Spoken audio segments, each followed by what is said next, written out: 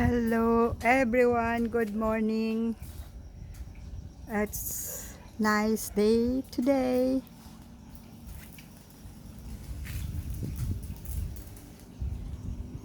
And Knock Knock is using the new welder here.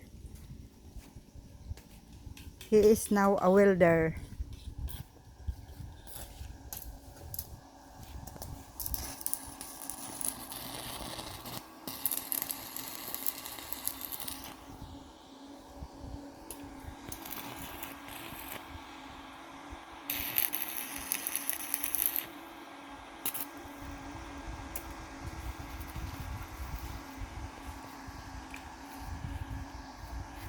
Ay, gibutangan ni mo angle bar.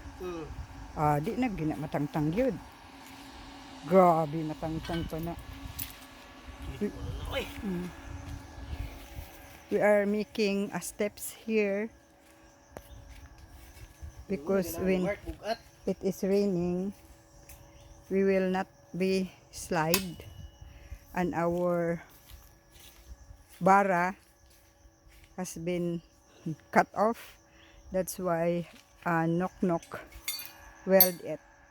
So Mark we can finish making a hole at the side because there's a big root. I think it's a mango root, so he can finish this one. So it is already good now. Knock Knock just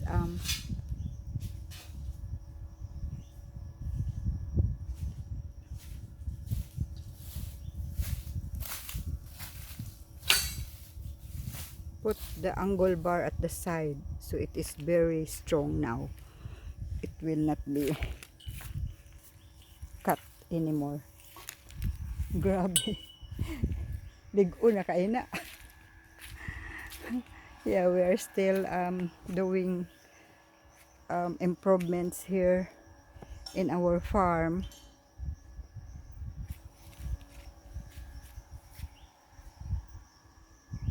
So people, when they are coming here, they will have a good steps here in going down to our cottage, and we will concrete this and going to that cottage there.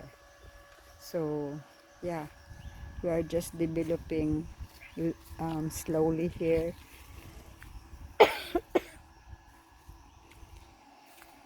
And we have planted already our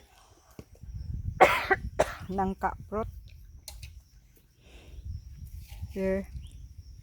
It's clear here now, and what I'm doing this afternoon is that I will clear this one, this part here, and this one here. Unsa nin nok bato balas ay yuta balas nino. Okay. Anong nag-order ta ana? Unsaon di unta na? Sobra. Kay ako ning ipa-clearing ning dinhi unsa na diha.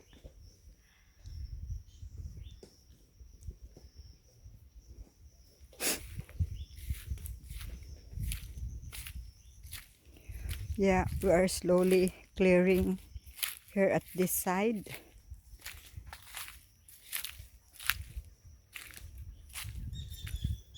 Yeah, and then maybe one of my friend in New Zealand can put or can build a cottage at this side if she wants to. That is Elsa Taylor. Hi Elsa.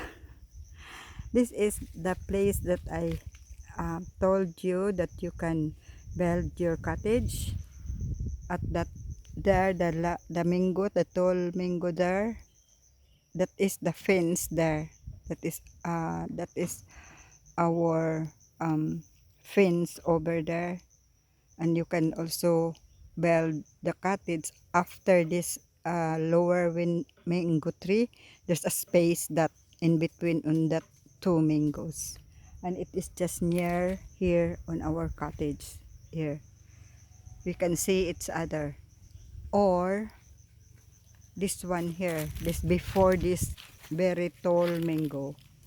Here you can also build here, and then just do the flooring there, and then um at the bottom you can make a flooring cement that and it is very nice view looking on that part there on the lake. It's overlooking to the lake. Yeah, that's the view there. Yeah, if you want to build it just right here on the slope, and then we can make this down on your cottage, make a concrete it, label it and concrete it, and then we can put table and chairs there and have a coffee in the morning. Yeah, and this is also near to the road at the other side. This yeah, it is near the road here. If we will go up here, yeah, here, that's the road there. That's only the very maybe uh, 20 meters from, or 10 meters from there, and then we have our gate there, and it's already the highway after the gate. Yeah, that's if you want there, but we have also another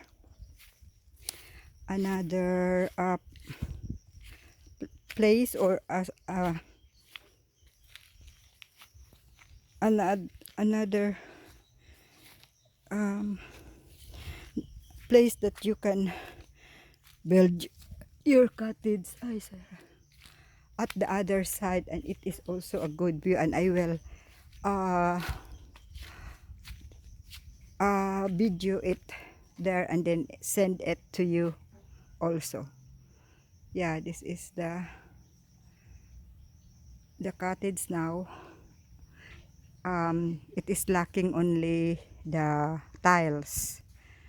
Yeah, yeah, we will have to make tiles on the flooring, and that's it, and then we will just um, do clearing here on its side. So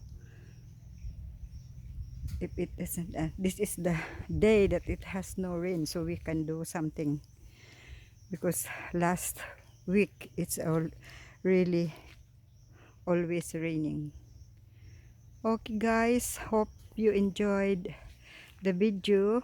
I will put it in our channel, but yeah, I really made this video for our friend in New Zealand, Elsa Taylor and Roger Taylor, because they are planning to come to the Philippines. Please subscribe, share, and comments below, and of course don't forget to hit the bell so you will be notified on our next video. Wow, it's very nice really today. Yeah, look at the clouds there. Okay, keep safe all. Bye for now. God bless.